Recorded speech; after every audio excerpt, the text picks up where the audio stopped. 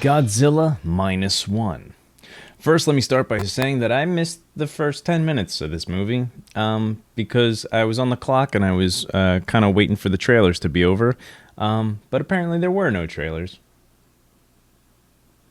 Silly me. The good news that even with missing the first 10 minutes of character introduction and all, you could still pick up the pieces pretty quickly at the situation at hand. So being set in World War II and just recently defeated Japan, you tag along with kamikaze pilot Koichi Shikishima and his absolute unit of a chip on his shoulder for Godzilla. Shikishima has been put through a harrowing ringer between the war and a hulking freak of nature haunting him at his every step.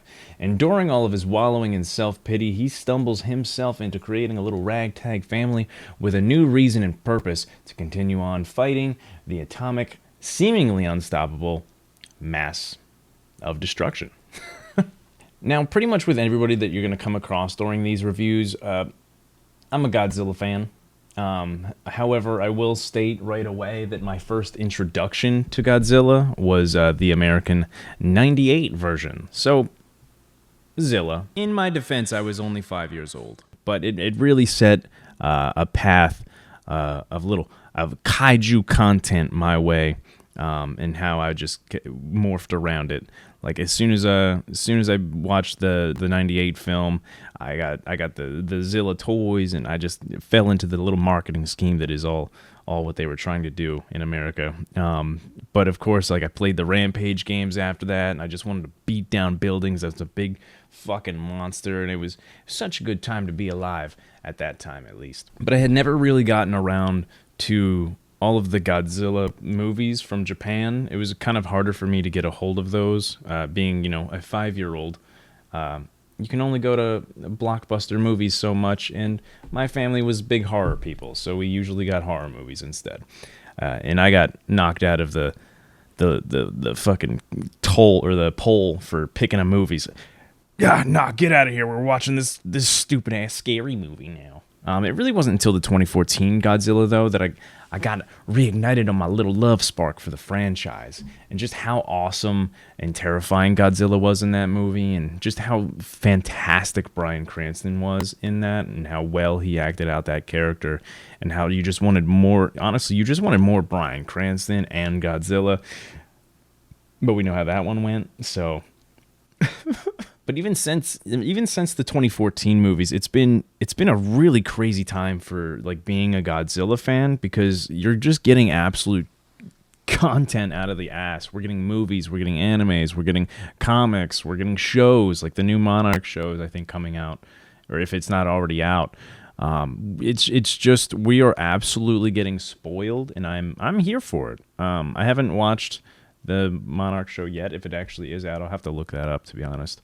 But oh my God, we're just living in a time, and it's timing hard as fuck right now.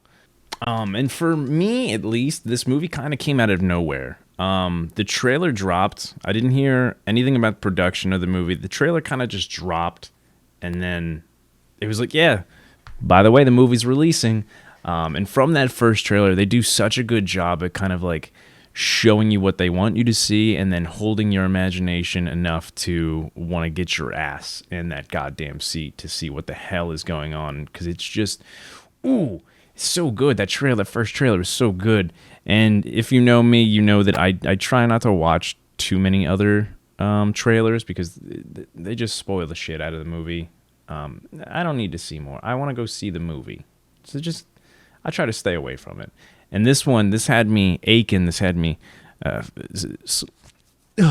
need to see that Godzilla movie, man. I need to see it. And I was like that. You can ask Mike. He was, and I feel really bad because Mike really, really wanted to see it too, and I had to see it without him because he's got other obligations, as you guys know.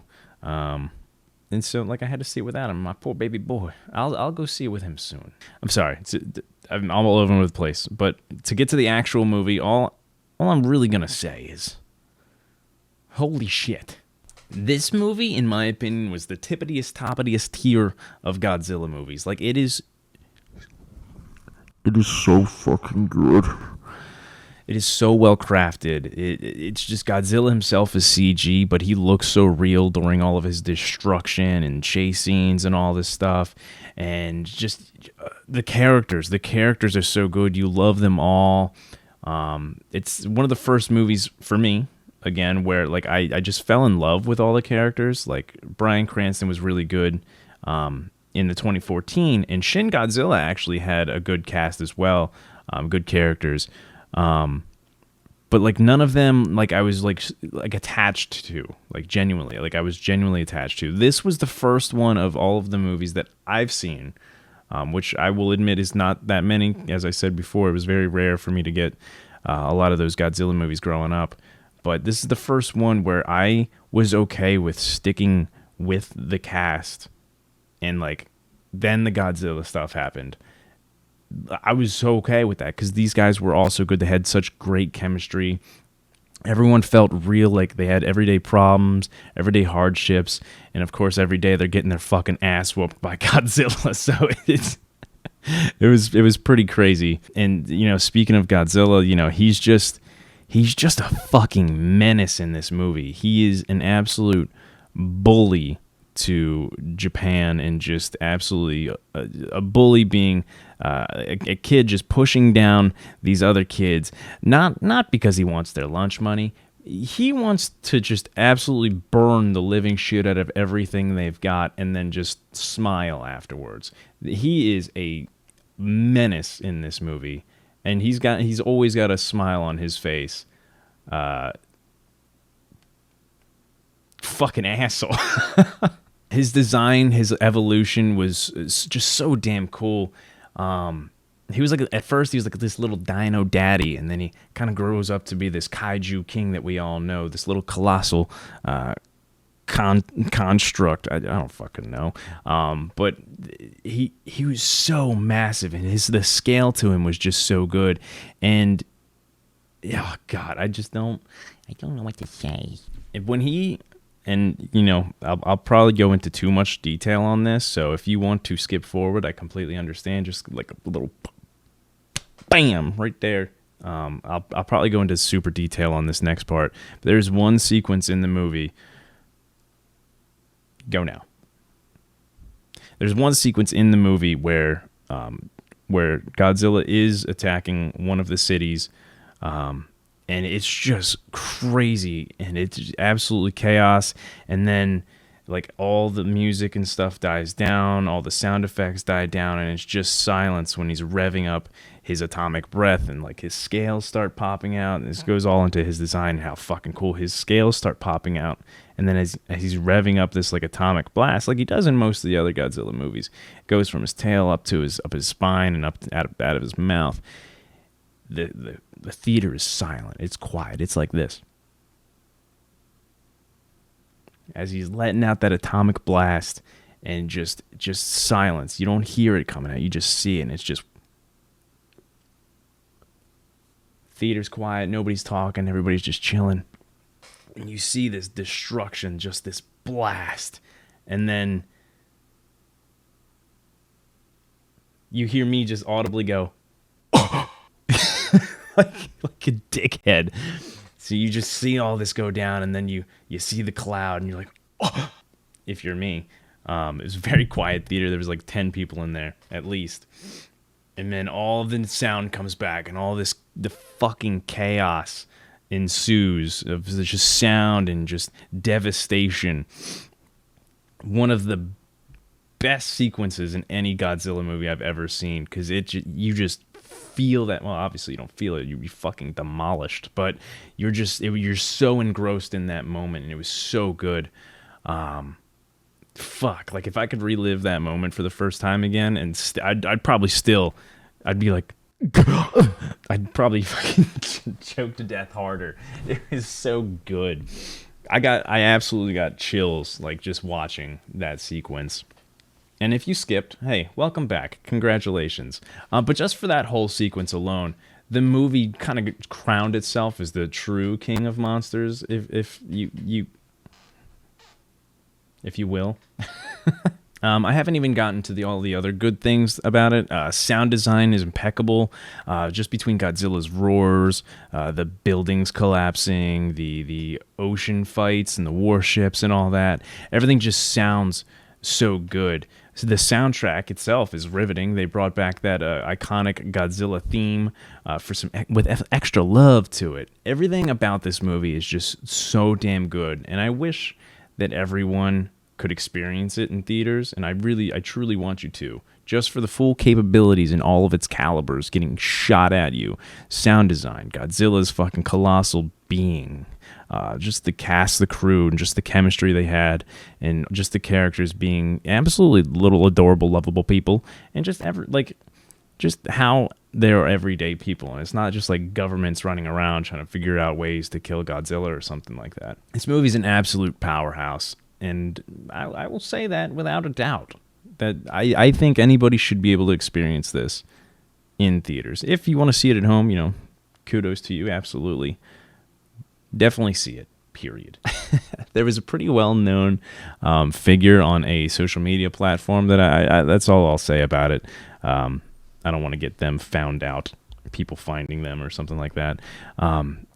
Their review for it after the movie was pretty funny. Spot on, dead spot on. So I'm glad other people are enjoying it. It was really nice to meet that person, by the way.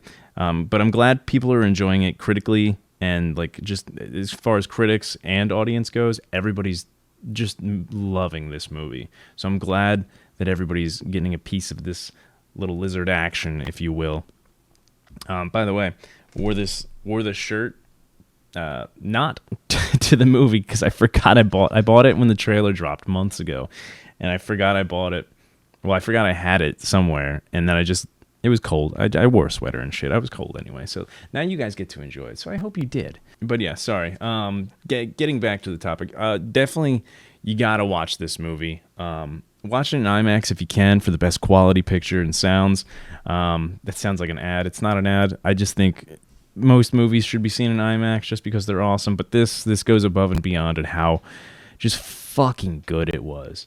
And I think if I read correctly, it's kind of like a modern reboot of Godzilla and probably future movies, but God, it's so good. I have a friend who I believe watched it 5 times already, if not more. I'm sure they've watched it more.